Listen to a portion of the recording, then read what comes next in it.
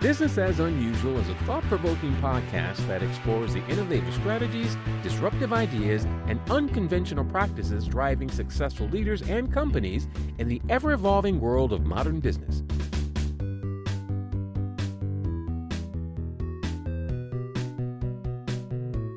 Subscribe, comment, and share for weekly inspiration with our host, Aicila. Hi, welcome to Business as Unusual. This is Aicila, and I am here welcoming Taryn Davis of TBD Strategies to the show today. Welcome, Taryn. Thank you. Thrilled to be here. I am super excited that you are here today. And before we dive into your business, which I think I just was talking to Taryn before we started, and I love that name. What is the last thing that you did for fun? Oh my gosh. Well, my brother and his wife and my new niece were just visiting this weekend, and I played with her. She's 1 year old, and she just turned 1 year old, and it was hilarious. It's very funny. She discovered the cat and also discovered the stairs. And like, good thing they're made out of cartilage, right? So will you tell people a little bit about what TBD Strategies is? Yes. So TBD Strategies is a consulting firm, and it specializes in internal infrastructure development and process improvement for small business specifically. It's really geared towards making work workable for people and doing more with less, building efficiency into how we do things so that we can do more fun things and less things that are not fun. I love it. And it sounds like a very useful. I like practical things, and it feels very practical. And then also you get to have more fun when you're done. Yes, I think that honestly, we have to be very intentional about looking for fun in life because there's so many heavy, difficult things. And if you're not going out of your way to find fun and have fun, you won't have fun. I like to think about it in terms of, okay, here's the work that we have to do and we need to do it well and want to do it well, but how do we incorporate fun into everything that we're doing to make it enjoyable and fulfilling and fun and full? That makes sense. I think that's super wise. So what does success look like to you? Success is about helping people. So I work primarily with entrepreneurs, founders of small business. Success for me looks like helping them lighten the load that they're carrying. If I've helped someone lighten that load so that they can enjoy their business again or more, that's what I'm after. And what I mean by that is often people, when they start a business, most people who start businesses are not MBAs. They don't know the ins and outs of business. They have a skill and they're an expert and they know how to do something with that skill. They know how to share that expertise. They don't know anything about running a business or managing a business or scaling a business.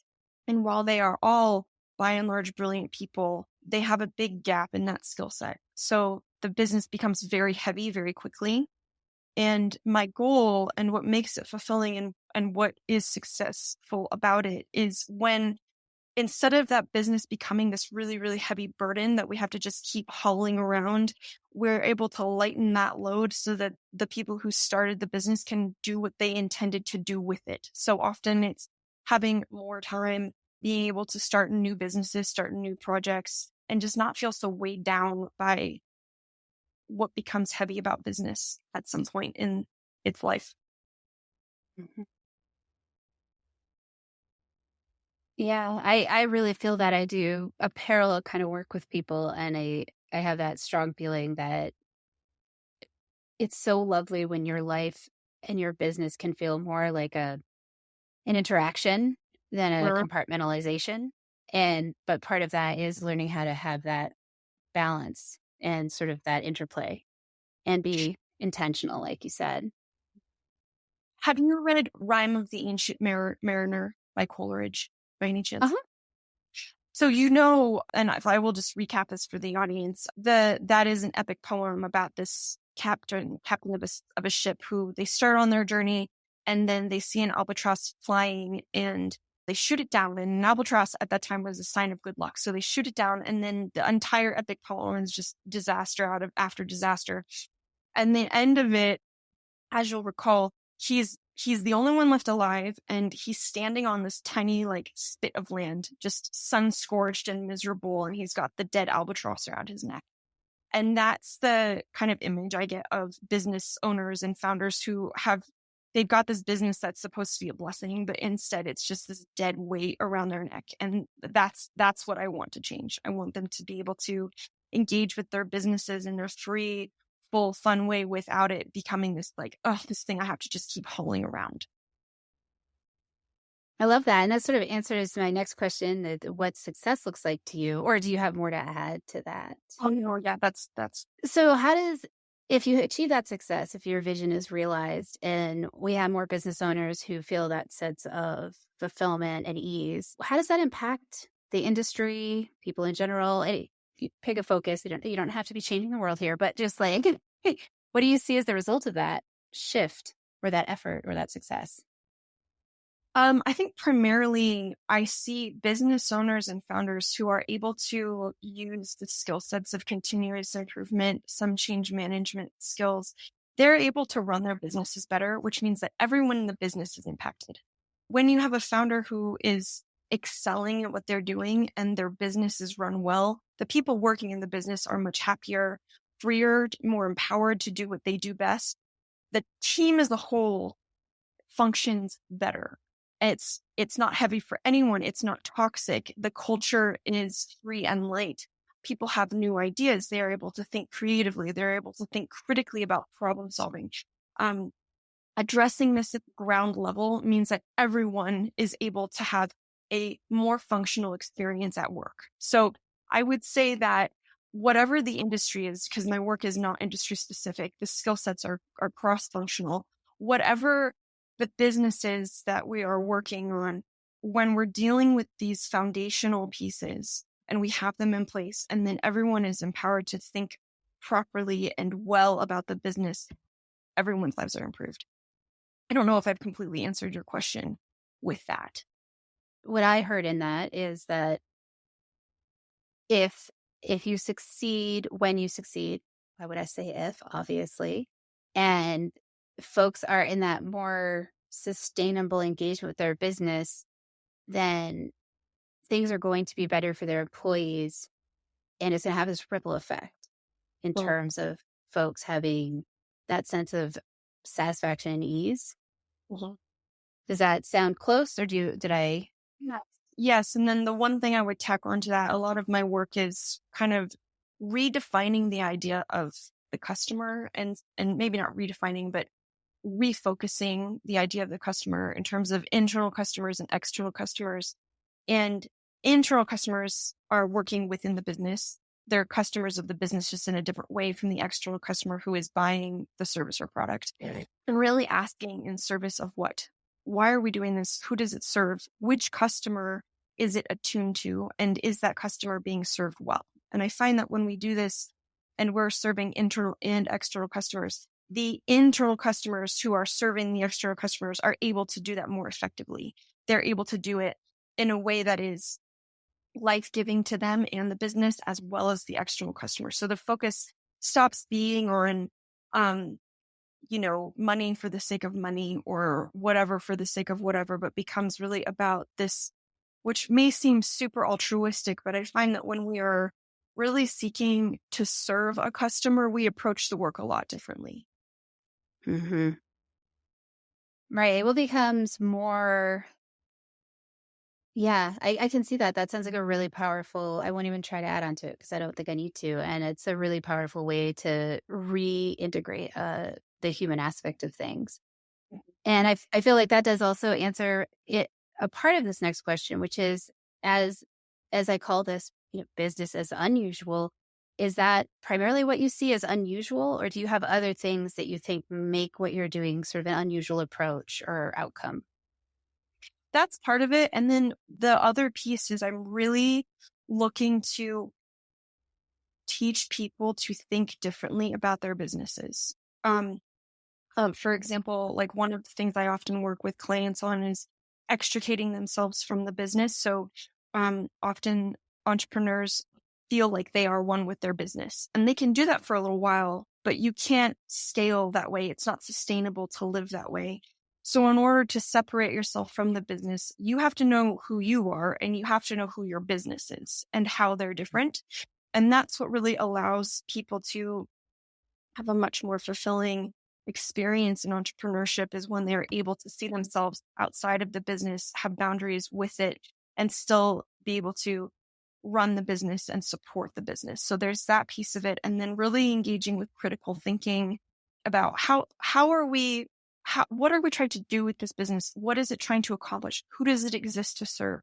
Dealing with all of those different aspects of thinking with the business. The focus on thinking, I find we really have moved away from in society at large. We don't really spend time doing the thought work around things that allows us to succeed in what we're actually trying to accomplish.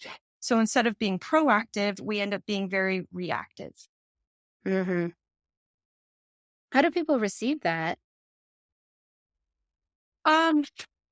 The focus on thinking. Yeah, that the shift from reactive to proactive. What's your experience with that? Generally, and so another way we talk about this in continuous improvement is going from firefighting to fire prevention. And generally, when we're in a firefighting culture, we're very stressed out all the time. And it's really kind of a martyr culture, and somebody's always got to be on the pike, right? So it's usually a relief for people when we're able to make headway from moving away from firefighting to be fire preventing, being proactive, taking a step back from the reactivity to say, okay, what is it that we understand about the system and how it works?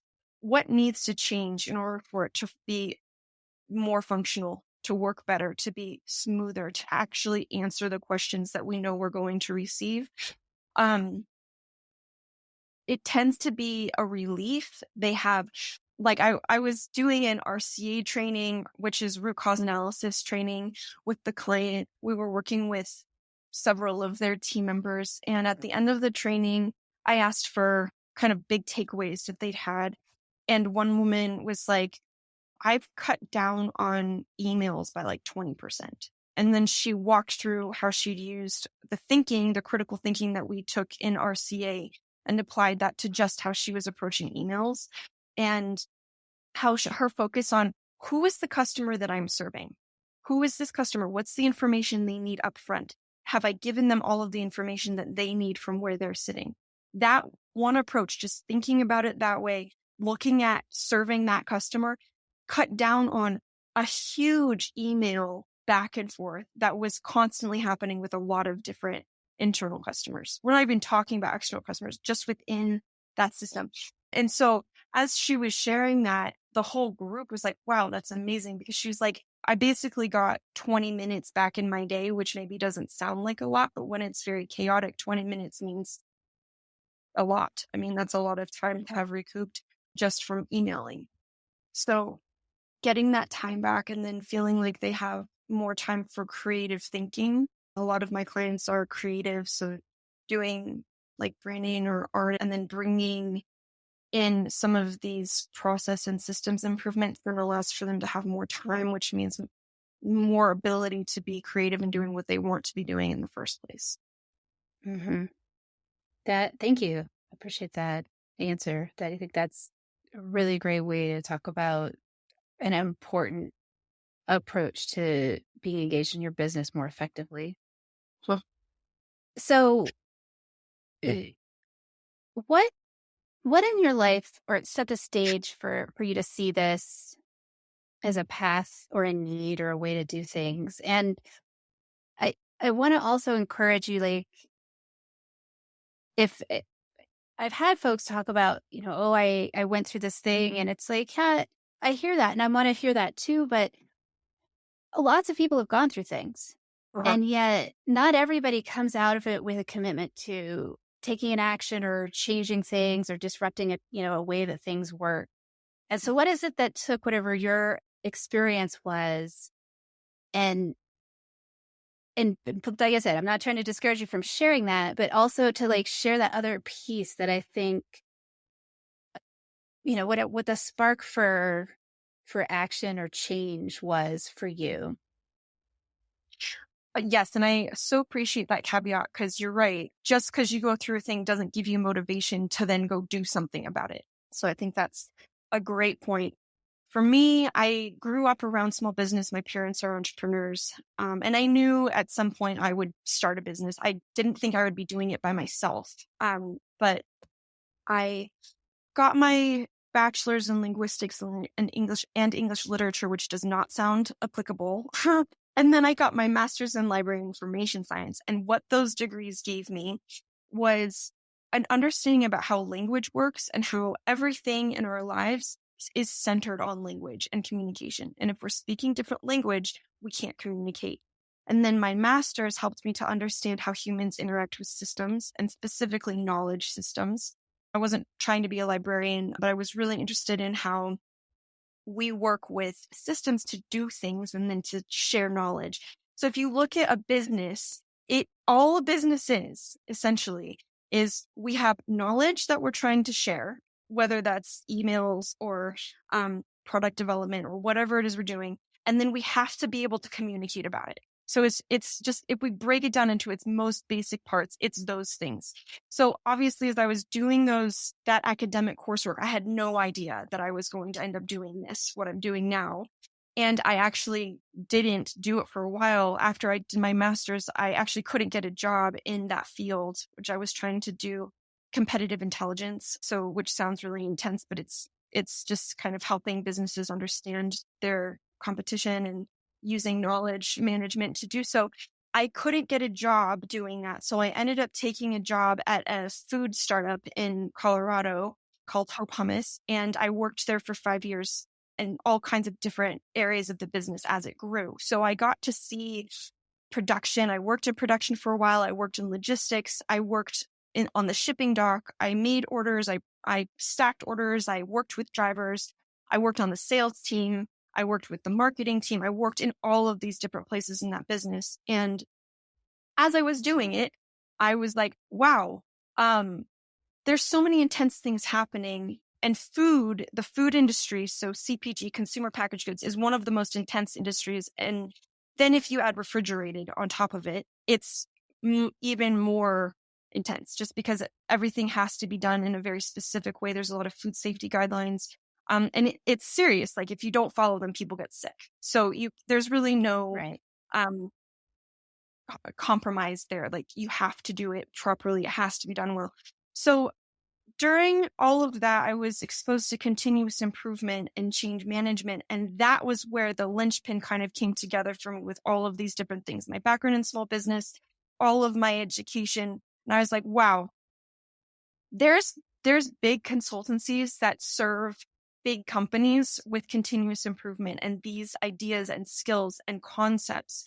But guess who doesn't have access to this? Small business. And I saw how all of the small businesses I'd worked with up until that point, I'd worked in, how if they had had access to these skills and concepts, it would have radically changed how the business was run. It would have radically changed the experience of the founder. It would have made everybody a lot less stressed out. So I was like, there's something to that. And I think the reason it became something that I had to go do something about was I was just watching everyone struggle needlessly. And I just was like, at the time I was working 80-hour weeks. And I was like, this is insane. Like, this is insane. Why are we doing this? No one's dying. Like, it's not actually life and death. It's just hummus. We're following all the food regulations, whatever. But I wanted it's just hummus. I love that. It's hummus. I wanted to see people be able to enjoy the work that they were doing and then find the opportunities to make it better and do it better than they were able to do, just because the weight of the reactivity was so heavy for everybody, from the CEO to the people on the line. Everyone was stressed out. And I saw that in every small business I'd been part of up until that point. So I was like, okay, well, I don't really feel qualified to go do this right now. So maybe I'll go find a job working for somebody else and just learn some more. I could not find a job. So it's like, okay, I guess I'm going to go do this, and I'm going to start helping people with this. And I figured that, I knew that I was not going to work with every small business, and that's fine. I really believe that every business exists for a specific reason, to serve a specific customer. And I was like, okay, if I work with 1% of businesses, even just in this area, that's that's the difference. That helps people. It changes people's experience in their lives. And the thing is that as I've gotten to work with entrepreneurs and founders, it's amazing to watch their lives change as they get access to continuous improvement, these ideas that, and I mean, this is literally, and I'm just getting super excited because it's literally ideas that change the course of a life. And I know you're probably excited about that concept as well. When you give somebody an idea and they are able to put it into practice and see how their lives can be molded by that idea, moved by that idea, they can do something with it and make a change. It's just so inspiring. And then they want to go do more things. It just generates so much energy. And so I think to answer this succinctly, what I saw and kind of that spark was, I see how business run this way is very draining. It drains everybody. Everyone involved is drained. And people, we too much to be drained all the time. And what if we could actually shift that so that instead of going to work and being drained, we're going to work and feeling energized? And it's not just because we drummed up a fire to go put out. It's because we're inspired by bringing our best to work that day. We're inspired by the people who are doing the same. And we're inspired by an environment that really strives to bring the best out of everyone in it. And continuous improvement helps us do that. It allows us to keep our eyes on the things that matter the most and work towards those things, and then be able to make a difference in the lives of our internal and external customers. It's just such a huge ripple effect. And I couldn't not do something about it. Like when I started, I had no idea if it would be successful, or if I was going to be able to get anybody to want to do the work with me, but I'm so blessed and fortunate to have been able to work with the founders that I've worked with and the teams that I've worked with, and see them, their experiences change. And then because their experiences have changed, the experiences of the people that they're working with are different. And then this is the last thing I will say. We are then able to incorporate surprise and delight into our work and our daily experience. And that goes back around to fun and enjoyment and just the human experience, and not just being weighed down and waiting for the day to be over. Yeah, I can't hurrah that enough. And yes, it is something I am also very passionate about, and have found, and maybe you can validate this. And it sounds like we do have very similar places or types of work that we do. I feel like people are so relieved when I help them to see that it's okay. They don't have to do this draining, awful, hard thing. They can still work and do business, but it doesn't have to feel like 85 pounds on their back every time they do something. And that sense of that relief that people have, gosh, that is so fulfilling. I agree 100%. It's like, I don't train to climb mountains in this way, but I picture it often, and if you're training your body for a really intense thing, you'll purposely haul around a lot of weight. And then at the top, you take it off, you're like, oh my gosh, I feel so free. And I find that as humans, we often will just gather things to haul around that we don't realize we're carrying. And then when you point it out and you're like, hey, you actually don't need to be carrying that, they're like, oh, I don't, and it's life changing. And then they can go and it's funny because then it's like they've been training without realizing it, but it's like you have to let that down at some point. Yeah. No, that is, I really appreciate that. I had the sweetest letter from a new client the other day, and they said, I've never worked with someone like you, who I've had so many business consultants over the years who have said, you need to change who you are to fit the world. And I have never had someone who says, no, the way you are is just fine. Let's figure out how to make this work for you. Not like we're trying to change the world, but I mean, we are a little bit, but also we're acknowledging that it's not about, Kelly Jett, she was on a podcast at the end of the year. And what did she say? She said, I'm done teaching people how to cope with suboptimal circumstances. I'm teaching them how to change their circumstances.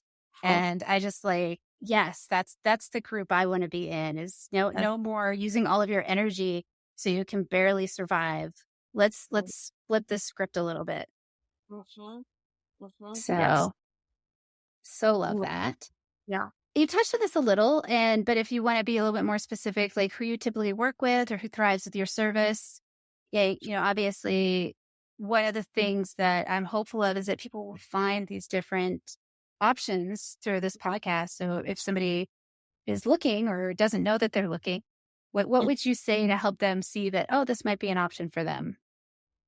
I typically work with small businesses. So, and that's anywhere typically from, I've worked with some solopreneurs up to 70 people is where I kind of draw the line, because past that point, it's a much bigger team and it just needs different techniques and different skills to work with groups that size. But so then, and really, I work best where I find people have the best experience when they know that they need help but they're not sure what. They're not quite sure what it is that they need assistance with. They know that the business has grown to some degree, but it's going to continue growing, and they don't have what they need in order to support that and scale in a way that's not going to just require it to bleed into the business.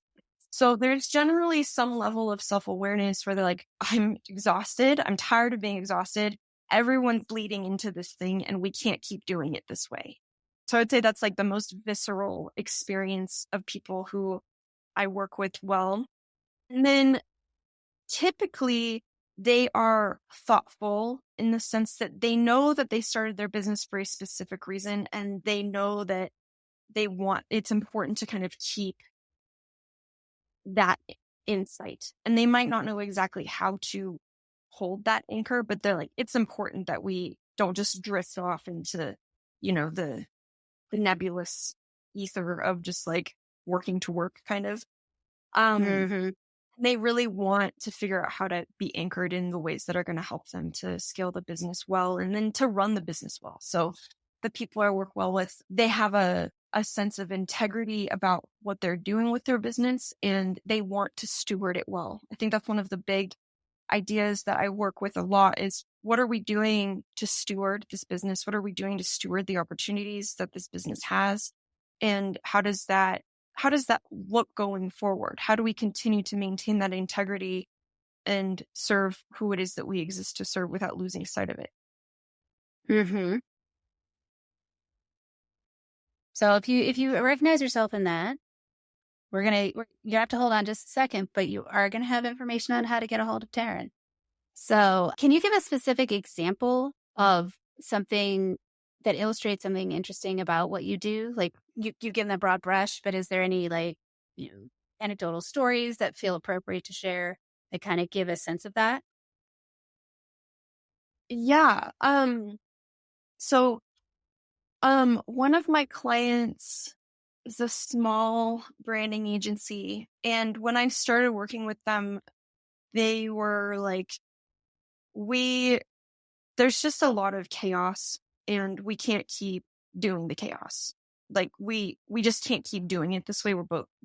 Everybody's exhausted, And so what we ended up doing was starting with process mapping. So process mapping is the improvement skill that most people in business are familiar with. And it's very easy to do it badly because it's super simple, but we like to overcomplicate things. So we did process mapping on their central process of their business. And then from there, we went and started working on the strategy of the business. And these are two things I work with a lot, is strategy and process, because they go hand in hand.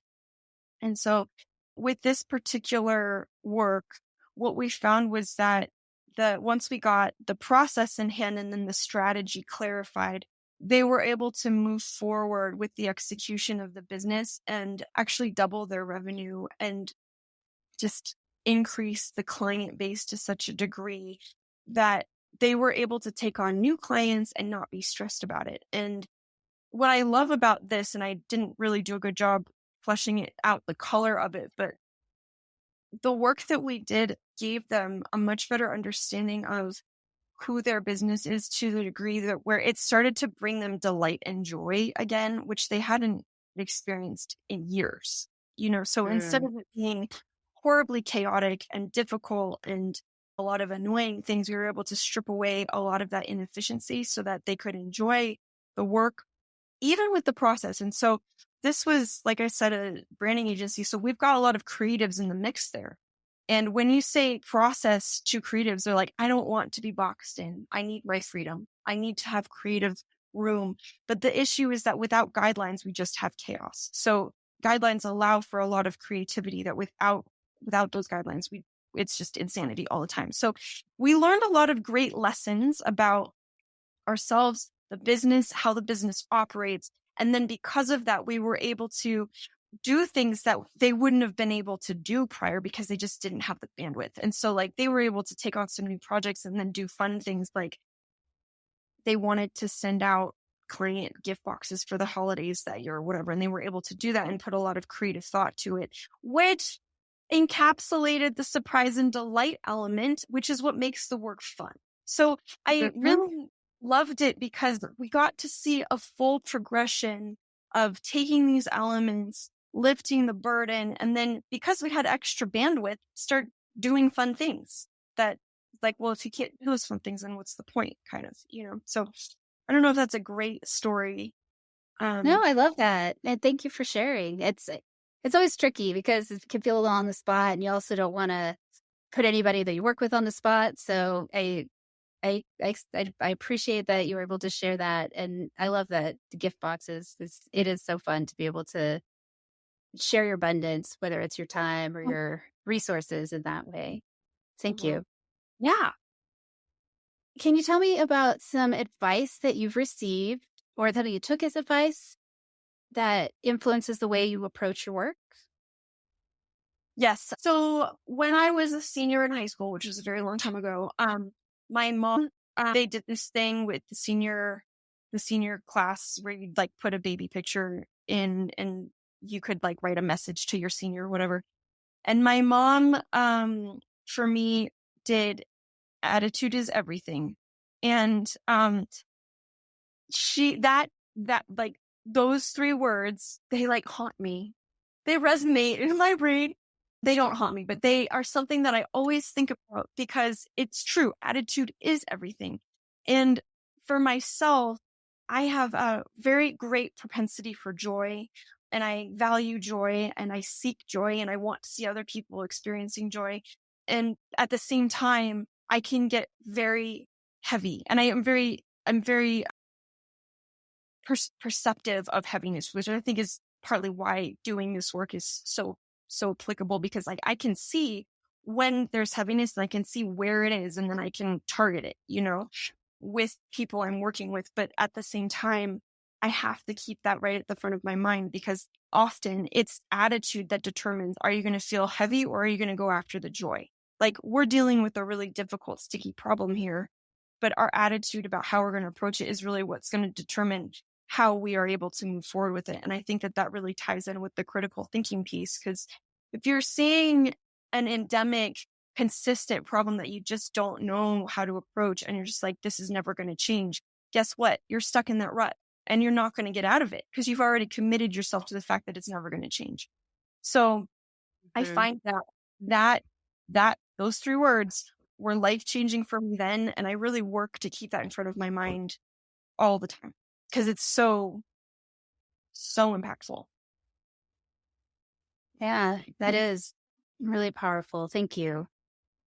So I know that it's not always easy to forge your own path or to, create new ways of working with people. So what do you do to keep yourself recharged or inspired to be able to come in with those generative ideas and tackle some of these things like you said, you have a large capacity for joy, but when that's not just bubbling up, what's your go-to method?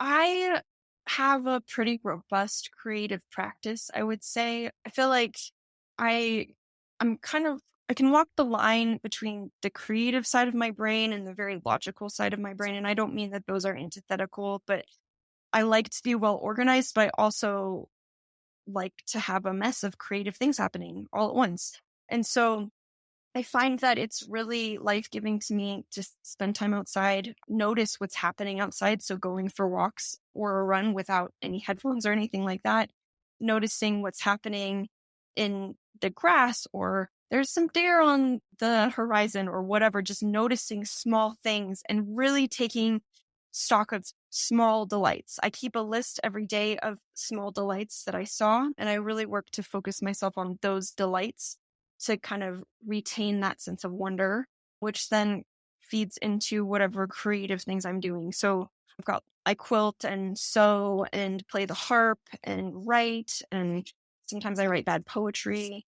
I do work with paper, and sometimes I make cards. Right now I'm working on this kind of weird installation with ribbon and keys, which I've just been really inspired by. So I find that allowing myself freedom in like the artistic space allows me to then come over into this other creative workspace and have ideas and insights that I need balance in. And the other thing I do is my side hustle is hair sparkling. So I balance out my work with putting sparkles in people's hair. And that's just such a joy giver that it's inspiring for me to like give that to people there and then balance out what I'm doing over here in this kind of more esoteric frame of reference. I love all of that. Oh, thank you for sharing. That's fantastic. And now I want my hair sparkled, I'll be honest. I'm totally deviated now to that. I'm like, I love sparkles. Well, so at any rate, for folks that are listening, how do they learn more, follow you, get in touch, recommend you to someone? What's the best way to do that? Yeah, so you can find me on LinkedIn, and I would love to connect there. I'm also www.tbd-strategies.com. My website is full of hopefully good ideas, and I keep a blog. So just running things that I'm finding in my work with people that I'm like, let's throw this out there for other people to read about, digest. Every one of my blog posts has an action point that you can go put into practice in your business or just spend some time thinking about. I really think it's important to give people access points to just small moments of reflecting on what's happening in real life. You can take 3 or 5 minutes to do any of those, and it will make a difference. And then I'm also launching a card deck that is a great way to access these business concepts that I work with clients on. I like to call it consultant in a box, for people who are like, I need access points to my business, but I don't really want to work with somebody. So I would love to hear from anybody or take questions or anything like that. Wonderful. Thank you. Thank you so much for giving us your time today, and appreciate that. And thanks for listening. Appreciate you guys. Bye-bye. Bye. I'm not hanging up on you though.